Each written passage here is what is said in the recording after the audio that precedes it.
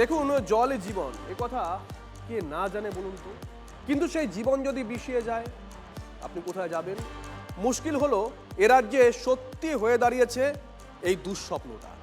ওপার বাংলা থেকে দূষিত রাসায়নিক এসে মিশছে এপার বাংলার জলে। রং রূপ সব পাল্টে গেছে চূর্ণী নদীর। দেখুন।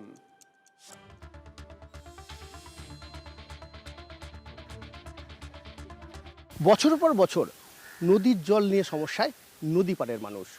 বাংলাদেশ থেকে এই চূর্ণী নদীতে বর্জ্য পদার্থ মেশানো হচ্ছে বিভিন্ন কারখানা থেকে। মেন বাংলাদেশে পচা জল, চিনির মিলের জল। কত মাছ মরে পড়ে ভেসে ভেসে পচা জলে মরে গেছে। নদীর জল চাষের জন্যও ব্যবহার হয়, এবার চাষের ক্ষেত্রেও সেখানে প্রবলেম দেখা যায়। সমস্যা একাধটা নয়, এ যেন পুরো পাহাড়। বাংলাদেশের পদ্মার শাখা নদী হয়ে এদেশে প্রবেশ মাথাভাঙ্গা নদীর, তারই মূল অংশ চূর্ণী। এই নদীর উপরে কত মানুষের জীবন রুটি রুজি নির্ভর, কিন্তু সব শেষ একটাই কারণে, দূষণ।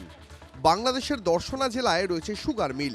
প্রায় সময় সেই চিনি কলের বর্জ্য পদার্থ ফেলা হয় নদীতে, তার দাম দিতে হচ্ছে এপারের মানুষকে। স্নান করতে পারি নদীতে, চুলকাবে আর কি হবে, এই চুলকাচ্ছে যে। আমাদের বাড়িতে জল যাওয়ার জায়গা নেই, এই জন্য আমাদের কোনো ব্যবস্থা নেই বলে আমরা নদীতে আসি। তাও এসে দেখি এরকম অবস্থা, চুলকানি হচ্ছে, তারপরে কারোর হচ্ছে গা গোটা গোটা বেরোচ্ছে। তৃণমূল জমানায় এ নিয়ে অভিযোগ জমা পড়েছে বারবার, কিন্তু পদক্ষেপ করা হয়নি দাবি স্থানীয়দের। পালা বদলের পর আশার আলো দেখছেন তারা, এবার হয়তো দুর্দশা ঘুচবে।